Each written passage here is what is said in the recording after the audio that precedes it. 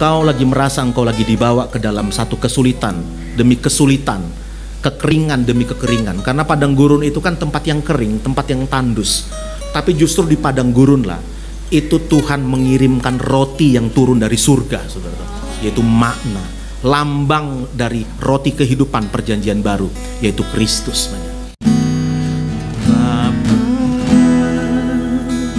Sentuh hatiku, ubah hidupku menjadi yang baru, bagai emas yang murni. Kau membentuk jana hatiku. Dalam nama Tuhan Yesus Kristus, jamah kami semua Tuhan, semua yang percaya bahwa di dalam kasih karunia Tuhan, dia telah diberkati oleh Tuhan. Mari sama-sama kita katakan amin. Berikan kemuliaan bagi Tuhan kita. Kita akan mendengarkan renungan, tapi ada yang mau sharing dulu mungkin? Ada yang mau sharing singkat kali? Mbak Angel, mau sharing singkat tentang jawaban Tuhan atas doa-doanya? Monggo silakan di sini. Shalom, selamat malam. Terima kasih sebelumnya Pastor. Saya ingin mengatakan bahwa Tuhan Yesus tuh benar-benar baik dalam hidup saya. Ya benar seperti apa lagu yang kita bawakan, Bos. Pertolongannya nggak pernah terlambat, benar. Ya dan amin. Kita harus tetap pegang teguh apa yang Tuhan sampaikan. Awal-awal pandemi, saya kerja libur 2 bulan, pasti tabungan habis karena ya untuk ini itu. Semua pada bingung tentang COVID. Tapi puji Tuhan, Tuhan beri tangan saya. Di saat semuanya sudah habis, Tuhan kirimkan burung gagak untuk kami. Dan itu sungguh sangat luar biasa, dan haleluyanya, apa yang sudah Tuhan berikan berkati kepada kami itu sempat kami bagikan ke sesama. Amin. Bisa juga memberkati, bukan untuk kami sendiri. Maka saya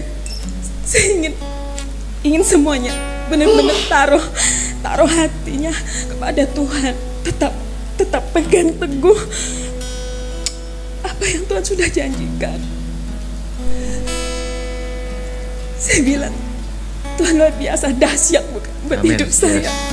Dan saya percaya kita semua yang di sini, yang di rumah juga, percayalah Tuhan Yesus dahsyat sekarang dan selama-lamanya. Kiranya itu. Terima kasih atas kesempatannya, Pastor. Tetap terus berdoa, bersyukur ya, Amin. Mbak Angel. Ini termasuk orang yang luar biasa,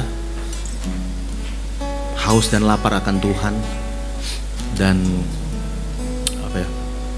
terus mencari Tuhan. Dan saya percaya begini, di hari-hari ini mari cari Tuhan. Justru situasi yang sulit jangan tinggalkan Tuhan.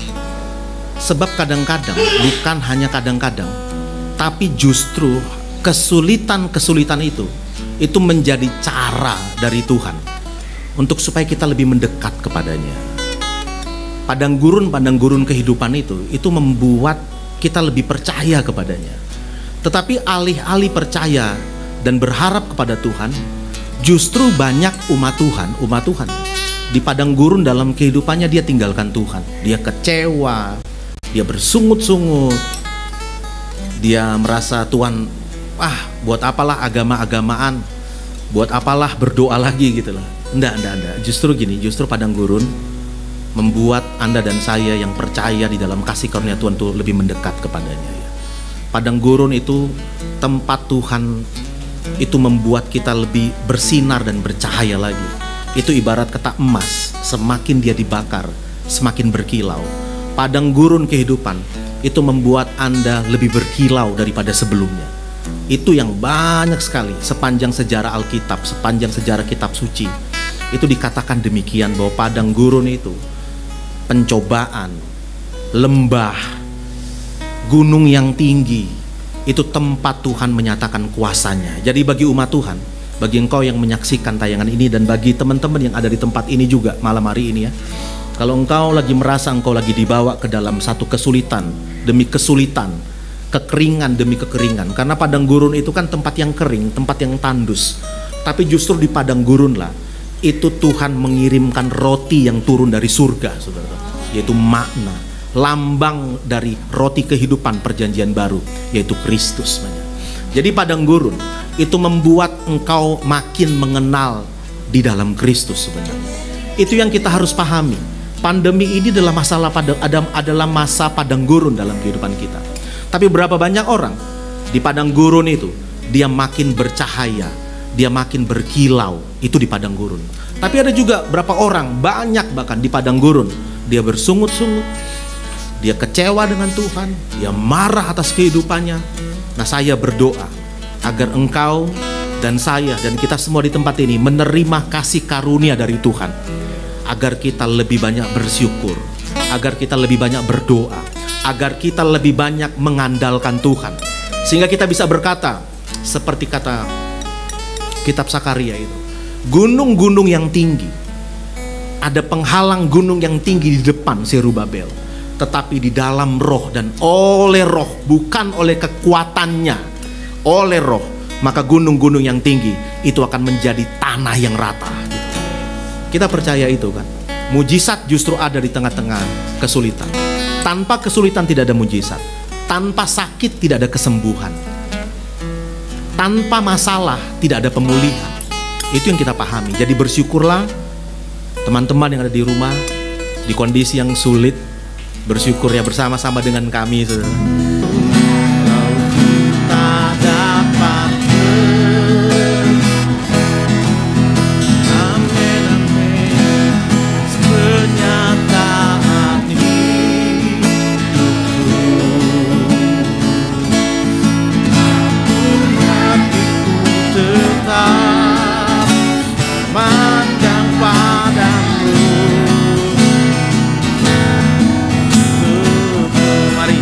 Ada di rumah singgah, yuk angkat tangan kita bersama-sama, angkat tangan.